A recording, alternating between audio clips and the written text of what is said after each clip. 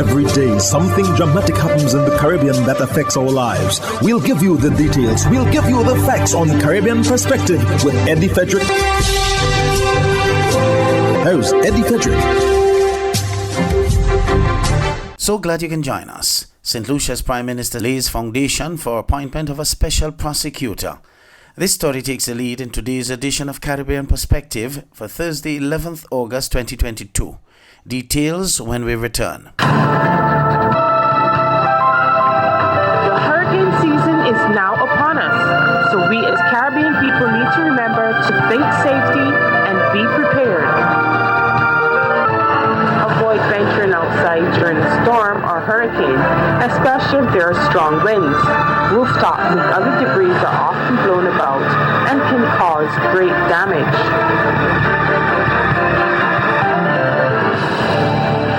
Welcome back. A special prosecutor bill was introduced by Prime Minister Philip J. Pear in St. Lucia's lower house on Tuesday. The long-awaited bill will govern the appointment of a special counsel to conduct investigations into alleged acts of corruption. Zane Romulus of the DBS News World reports. His administration, says Prime Minister Philip Pear, wants to usher in a new level of governance in the country, and he's on this promise that the special prosecutor legislation is being introduced as one of the many measures to combat corruption. Stamping out corruption was one of the campaign promises of the SLP, which had alleged several acts of improprieties by members of the former administration. The Prime Minister has reiterated that the appointment of the special prosecutor is not a witch hunt. All public officers, including him and members of his administration, are subject to scrutiny. If you entered politics, and let's say you had a minibus, and within that term of office, Mr. Speaker, you found yourself with what? A plane? No. And you found yourself within that term of office, you find yourself with a 4-story building with an elevator. And when you entered office, everybody can see what you entered office with. Use me as an example. Everyone see what I entered office with. I still live the same place. That's what I entered office with. Anybody can see. But if you enter, and after 4 years, before you were there, you had a minibus. And because you know how to use money, after 4 years, Mr. Speaker, you have these vivid signs of wealth.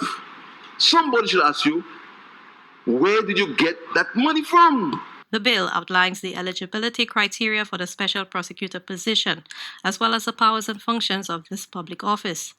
The special prosecutor, the Prime Minister stressed, will not be a political appointee. The attorney will be appointed by the Judicial and Legal Services Commission in consultation with the Attorney General and will serve for a period that does not exceed 5 years. Other legal counsel, investigators, administrative and ancillary staff will be appointed to work with the special prosecutor. The special prosecutor position, the Prime Minister noted, will not affect the authority of the Director of Public Prosecutions. The attorney at law appointed under subsection 1 shall have at least 10 years experience in the practice of law. 10 years experience. To be a judge, Mr. Speaker, and correct me if I'm wrong, I think you need 7 years experience. But in that case, to ensure that the official is of high repute and highly experienced, the law says that he must have at least 10 years in experience in the practice of the law, Mr. Speaker. Provisions have been made in the bill for how a complaint can be brought to the special prosecutor. The piece of legislation also protects the individual making the complaint. We must look as government as being a service to others, a service to people. You cannot be in government and your main aim is to victimize people or to get rich or to take advantage of people because of your position. You have to look at government as a form of service, a form of improving people's lives, a form of making people's quality of life better. This is why you're in government. We're not in government, we are not even in government to boost our egos.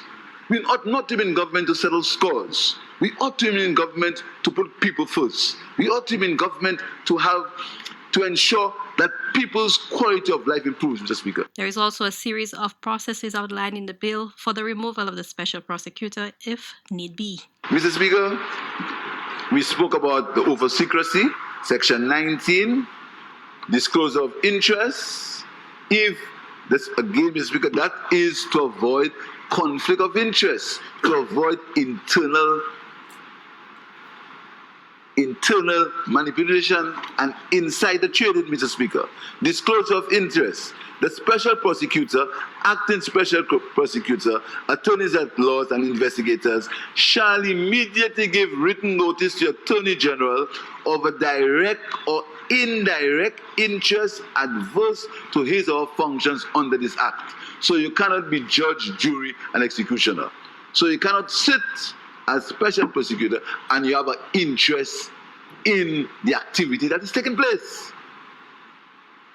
Or your brother has an interest. Under the new legislation, penalties for offenses of corruption against the state has also increased. As part of duties, the special prosecutors will also be required within 3 months after each financial year to submit to the Attorney General a report of the work of the office during the financial year, which will subsequently be laid by the Attorney General before Parliament. For the DBS News World, I am Zane Romulus. Still on St. Lucia, Prime Minister Pierre is using recent gun violence in Marshland to repeat calls for conflict resolution training as a means of preventing deadly confrontations. Police are investigating a shooting incident in Marshall on Monday night in which 2 men were shot in the torso, leaving one of them in critical condition. Prime Minister Philip Pierre, who is also the district representative, described the incident, which occurred around 8:30, as horrible. He believes that it underscores the need for conflict resolution skills. He also acknowledged that there is no quick fix solution to the crime problem. There's no short solution to this problem. It can take days, it can take this one. It's a process. It's a process of prevention. It's a process of trying to understand what and it's a process of they have been successful. Let's say somebody was arrested for the murder and solving this. There have been some small successes, but it's surely not enough. On Monday, Police Commissioner Milton Daisy acknowledged the need for outside assistance in combating St. Lucia's current violent crime wave, and when asked whether he endorsed the Commissioner's position on the matter, Prime Minister Pierre said he's willing to accept help from wherever it comes to bring the local situation under control. However, opposition leader Alan Shastney is accusing the government of discontinuing a number of projects his administration had embarked on to deal with some of the root causes of crime. He thinks that the criminal gangs are doing a far better job at providing the youth with an alternative lifestyle. What I'm saddened by is that some of the initiatives that we have in to try to help alleviate the violence have been done in reverse here. And that's very sad. So when you talk about border control, when you talk about the canine dogs, when we talk about the social programs, we made huge investments in infrastructure in the constituencies about getting sports going back again, giving young kids an alternative for after-school programs and getting families involved in those things.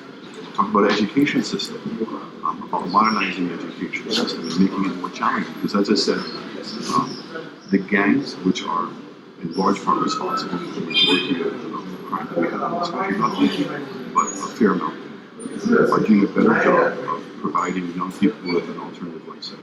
The now-for-now mentality, notes Mr. Shastney, has resulted in a lack of moral values. For the DBS News World, I am Don Nicholas. You're listening to Caribbean Perspective with Eddie Frederick.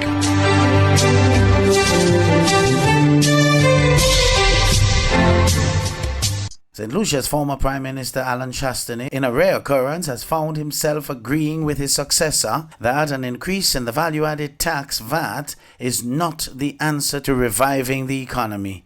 In fact, he is of the view that it would produce the opposite effect. He was responding to suggestions by the ECCB Governor Timothy Antoine that government consider an increase in the VAT as one way of jump-starting the economy. DBS's Don Nicholas has that story. With a possible increase in VAT weighing on people's minds amid the rising cost of living, opposition leader Alan Shastney recalls that as Prime Minister, he received a lot of fiscal advice from many quarters, including the International Monetary Fund, IMF, on the way forward. But at the end of the day, the final decision rests with the government. So here's his advice to the Labour Party administration. So I just want to say to the Labour Party government, do not be using anybody as an excuse as to why you're increasing that. If in fact you increase the VAT rate, that's on you. But you believe that that is how we're going to solve or reverse the current situation. He's adamant that a VAT increase is not the answer to generating economic growth. If anything, it will result in a contraction of the economy. Mr. Chasney was speaking against the backdrop of a statement by Governor of the Eastern Caribbean Central Bank Timothy Antoine, advising an increase in the value-added tax as one of the measures to increase government revenue. But the former Prime Minister is not convinced that this is the way to go. He cited some alternatives like cutting back on expenditure by scaling down on transfers to unviable statutory agencies. It's the same alternative that we've looked at all the time. That in order to solve the problem in St. because you have a situation where your costs are higher than your income. So you have to try to lower some of your costs. So some of the transfers that you're making to statutory agencies that are not producing and yielding anything right now, you have to now prioritize those things. Agencies that are continuously leaking money. So we talked about the fisheries complex, over $4 million a year. A number of agencies, says the former Prime Minister, are hemorrhaging money.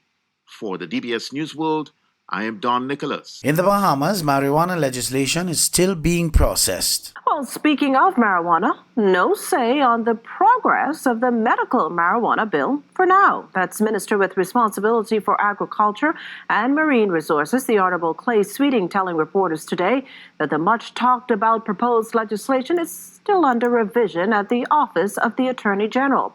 The minister, however, expressing hope that the proposed legislation could possibly be ready to move to the next phase by year's end. Once they get the draft and then it will come to cabinet, then go out for consultation prior to being tabled in the House. But I would hope so. It's an industry that could definitely benefit Bahamians as a whole. A lot of subsector jobs could be created, as well as empower a lot of Bahamians and especially young people in the agricultural spaces. Discussions took on a fiery nature. The Joint Trade Union Movement, JTUM, the National Trade Union Center of Trinidad and Tobago, NATOC, and the Federation of Independent Trade Union, FITON, along with their members, met to discuss government's 4% wage offer. TTT News has more. Taking the head table, head of the Oilfield Workers Trade Union, Ansel Roger, called on workers to acknowledge the nature of the offer being proposed. The government taking a position, announcing it publicly and for the world to hear, and then telling you go and negotiate. But how disrespectful that can be? There's no negotiation. The CPO, if you didn't know, let me tell you this one, you are just a messenger and a mouthpiece for the government, which messenger and mouthpiece the trade union movement have absolutely no respect for. No respect for it. Mr. Roger called for workers to publicly refuse the offer. What has to happen to that is an outright rejection, out-of-hand rejection of that disrespectful offer. And I want you to join me this morning, before we go any further, to say that we reject outright any 4% offer. Other union members rose to join the consensus to rebuff the government's offer, with head of NATOC, Michael Anisette, suggesting that there is more in the mortar than the pestle. But this struggle is not an economic struggle, it's a spiritual struggle where this government is serving a master of flesh and greed. That is what is happening here, brothers. And I say it unreservedly. Let them find the damn money to pay we back pay. I make no apology for it. None whatsoever. All union members agreed that they would come out on Friday for a march geared to demonstrating Labour's disenchantment with government's 4% wage offer. Mary-Therese Bernard, TTT News. Hubbard's Multi-Department Mount Gay and Hubbard's Tire Bay, located at the Building Supplies Compound in Grand Anse, are reminding the motoring public that another round for licensing and inspection has begun. Just arrived on new shipments of quality furrowed and torque tires to fit all makes and models of vehicles at competitive pricing. Shop early to avoid the hassle of long lines. WhatsApp them on 473-405-5482. Hubbard's, quality service, affordable prices.